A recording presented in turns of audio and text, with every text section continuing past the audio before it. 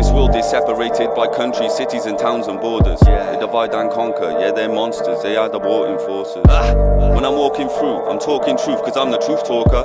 There's fluoride in your water, that's torture, that is the new world order.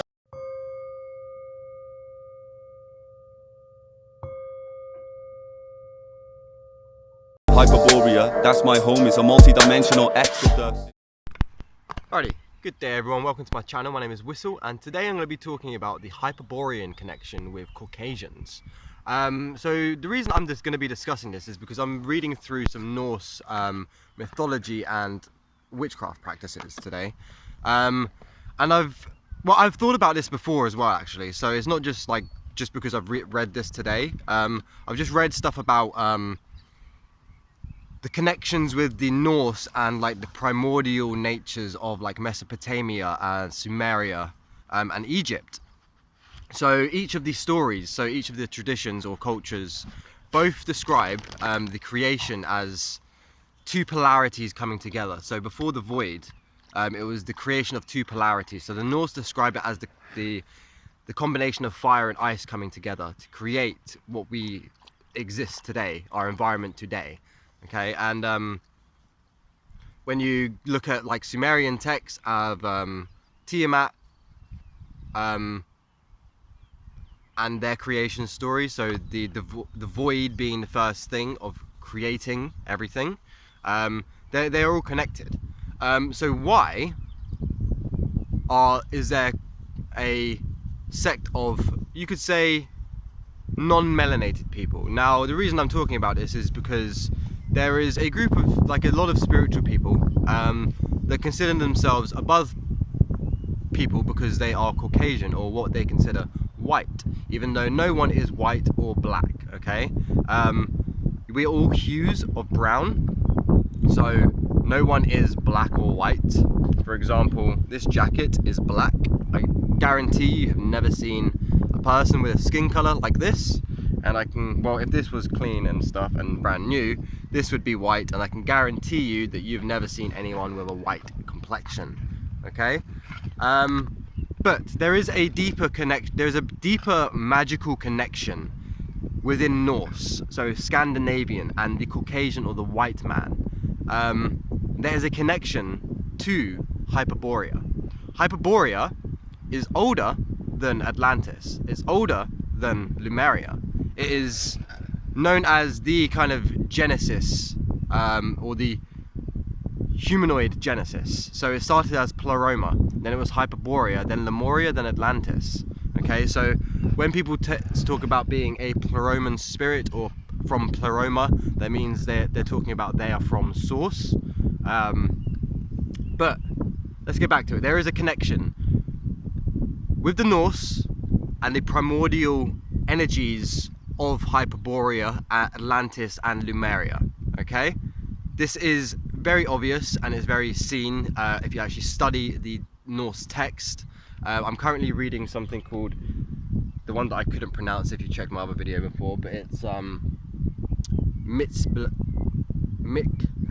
can't pronounce it. Mixberg out there. I can't pronounce it for shit.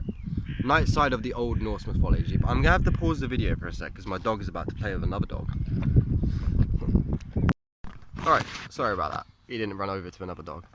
Alright, so yeah, there is a connection with the Caucasian man, the ancient Caucasian man. So the Earth is a lot older than what people perceive as creation stories and stuff. So a lot of people perceive that we are kind of a young race, and that the humans are maybe, I don't know, biblical stories go back about 10-12,000 years, and some people probably perceive us to be maybe 30,000 years old. We are very old, very, very, very, very, very, very, very, very, very old. Humanoids existed on this planet over 500,000 years ago. Over 500,000 years ago. I guesstimate that humanoids were around during the time of dinosaurs. Have you ever wondered who were the gods or the energetic currents when the dinosaurs were around? So there were essentially humanoids and gods at the time of the dinosaurs. They actually caused the dinosaurs to go extinct because of ego and the practices that they were doing. namely kind of Atlantean practices. So a lot of ritual sacrifice, animal sacrifice, human sacrifice. There was a lot of things going on in the past that we today would not do. I personally myself wouldn't. At the moment, I wouldn't do an animal sacrifice because I do resonate with being a vegan. I eat plant-based, so I'm an empath. I'm like very connected to animals. But then again, animal sacrifice should only be done by people that don't actually want to do it. That's the trick about animal sacrifice. So if you're actually doing animal sacrifice and you don't actually give a shit for the animal's life, are you making a sacrifice?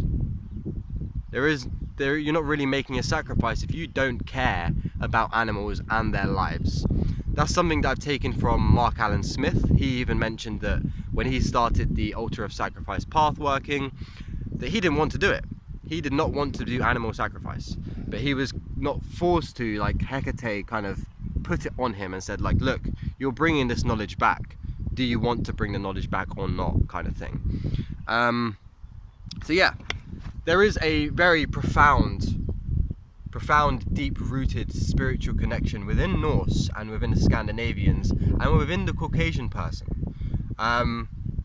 So try not to listen to anyone that says that you are superior if you're highly melanated or if you're a darker skin color, because that can get you feeling like you're less than someone else. It can make you feel like, oh well, I'm a white person, or I'm a Caucasian person. I'm not connected to source enough because I don't have enough melanin on me. It just makes people feel uncomfortable about themselves because they're not black or dark skinned or African or something. And it kind of worries me because it's a spiritual community. You're trying to uplift people and you're not trying to say, oh, you're less conducive to solar energy because you are a white person, or you're less melanated, or you're not dark skinned, even though we're all hues of brown. Okay, we're all the same shade as, let me just get some mud, as dirt. We're all the same shade. We're all just shade of the earth. Okay, that is what we are. But the connection between Hyperboreans and the Norse, there is something there. I can't pinpoint what it is yet, but there is something there, and it's intriguing, simply because of the current known history that we have, and the way that the kind of melanated spiritual community perceive themselves as above everyone, or above the Caucasians, and they actually think that white people or non-melanated people are soulless as well, which is kind of baffling, because then when you look at actual people that practice Norse mythology and you look at witchcraft practices, a lot of witches, are actually non-melanated, or you could consider Caucasian people, and they're actually very good at what they do. So try to ignore all the online spiritual communities that say you are kind of non-humanoid if you're kind of white, and stuff like that. It is a load of bollocks, and the crows are around the dog again. There's not a lot of them trying to come to me today. Yeah, try to not let the kind of melanated spiritual community online get to you if you're not if you're covered in pheomelanin, which means you're of a lighter tone. Don't let the people that are covered in eumelanin get to you by saying, oh, you aren't connected to source as much because you ain't got a darker skin color and stuff like that. No, there is something in your genes that makes you very potently connected to the stars, and very potently connected to very primordial energies. So again, don't let the kind of melanated spiritual community put you down, because if you're Caucasian, or if you're not melanated, you're not tanned, you're a white person, or a white person, there's something special about you. Okay, there's something, in my opinion, more special about you than black people or melanated people or eumelanated people. There may be a scientific basis behind melanin being a conductor, but there is something deeper within the Caucasian bloodline, and there's a secret hidden within the Caucasian bloodline that they don't want anyone to know about. They don't want the melanated people to know about. They don't want the white people. They don't want no one to know about, because there's something deeper, really deeper within the Caucasian bloodline. Okay, and then when you actually look back at the genesis of kind of eumelanated and pheomelanated people, and the fact that melanated people can create eumelanated people, no, the pheomelanated people, it's essentially, the Caucasian has essentially diluted its genes but adapted to certain energies through diluting its genes. So essentially it's altered its genes, but it's not altered it in a negative sense. It's altered it just how nature has to make it alter. Okay, so if you're not getting a lot of sunlight, you're not going to need a lot of eumelanin. Can you survive without sunlight? Yes, there are plenty of people that in this day and age can actually do practices that regulate their body to survive in the cold. For example, Wim Hof. Okay, so I just wanted to put that out there for some people that may be interested in Norse mythology, interested in the night side of Norse mythology, interested in kind of the root of Norse mythology, because I can't, again, I'm not going to say this is that, but I feel that there is a connection, and I'm pretty sure I've read it somewhere. I don't know if it's in this book or in the wolf's head that I have, but somewhere, or it might have been online, somewhere I've read that the Norse and the Persians, not the Persians as in Persians from Asia, the dark Persians. So I'll quickly read a bit out of this quick. The thing that I can't pronounce, or dark Persian worship, is a look at the primordial gateway to learn its ethereal secrets of fire and ice in order to unchain one's spirit from the restraints of the mortal world. A journey through the untamed wilderness of darkness as one wades through treacherous tests of inner conflict, as a spirit fights to unleash itself from the prison of flesh and ascend into the true light and obtain the secrets of the runes from the oldest beings, the keepers of all wisdom and knowledge, secrets and magic, the Purs. So these Purs are very well connected to the Watchers. Okay, they are, you could say, the same thing, different story. All right, I like to use that little saying a lot, same thing, different story, because a lot of things in the world, same thing, different stories. Alrighty, so I just thought I'd like to add a little bit onto, because I never really explained like the comparison between the Watchers and, well, not even just the Watchers, the story of Tiamat from Mesopotamia. Sorry, I said Sumeria earlier, I meant Mesopotamia, so Tiamat and Mesopotamia. But I just wanted to quickly read another little bit out of this book, because it kind of describes the Tiamat story from a Norse, in a way, a Norse perspective. Okay, so it's like the same thing, different story. As I've already said before, I like to say same thing, different story for a lot of things, because a lot of things are, like when you look at the old text, they are same thing, different story. Okay, so if you don't know about the Tiamat story, so essentially within the Tiamat story, Tiamat was killed by the children that she created. In the Norse mythology, this is the Purs creating the Aesir. So she was killed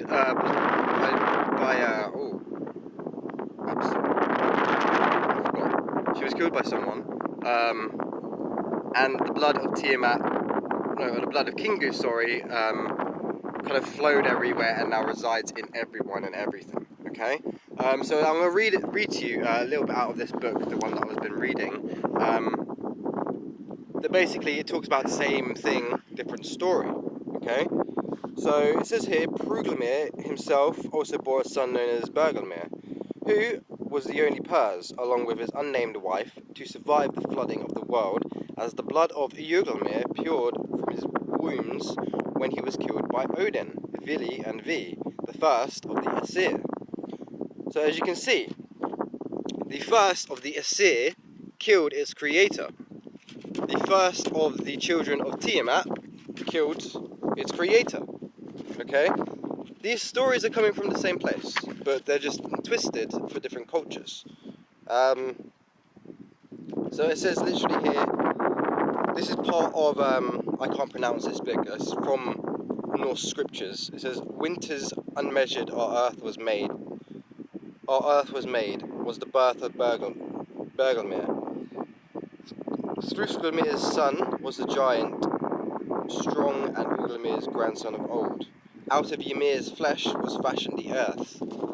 Out of Tiamat's flesh was fashioned the earth, and the mountains were made of his bones, and the sky from the frost-cold giant's skull, and the oceans out of his blood." Anyone know that we're kind of living on Tiamat, on the scales of Tiamat? You could also say we're also living on the body of Belial. But yeah, it's the same creation story, just twisted differently through a different culture. Okay, I'm just going to read the next bit out as well.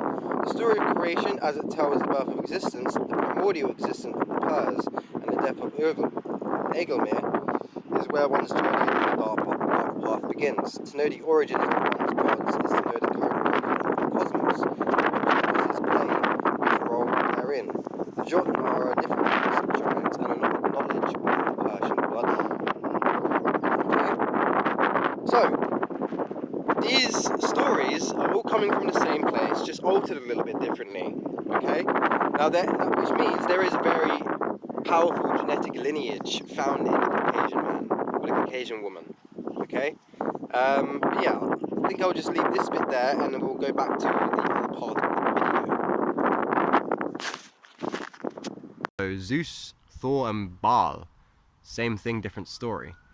And what's been racking my head about that one thing is, you know, Yahweh, he's also a minor storm god. Baal is a storm god as well. So why was Yahweh and Baal fighting in the past? There is something hidden about that conflict that we don't know as much about. I'm just going to leave that one there. But anyway, thank you for watching. That's just a short video on my perspective on Caucasians and the Norse. I feel that there is a deeper power within the less melanated person, not simply because, but also because I feel like there is a lot of, you could say, melanated people attacking the non-melan, or the eumelanated people attacking the theomelanated community. There is a reason they're doing that. They want to dim them down for a reason. I don't know why. I feel like it's because they're connected to the Hyperboreans. But yeah, that is it for today. Thank you for watching. Like, comment and subscribe, and I hope to see you next time. Peace out.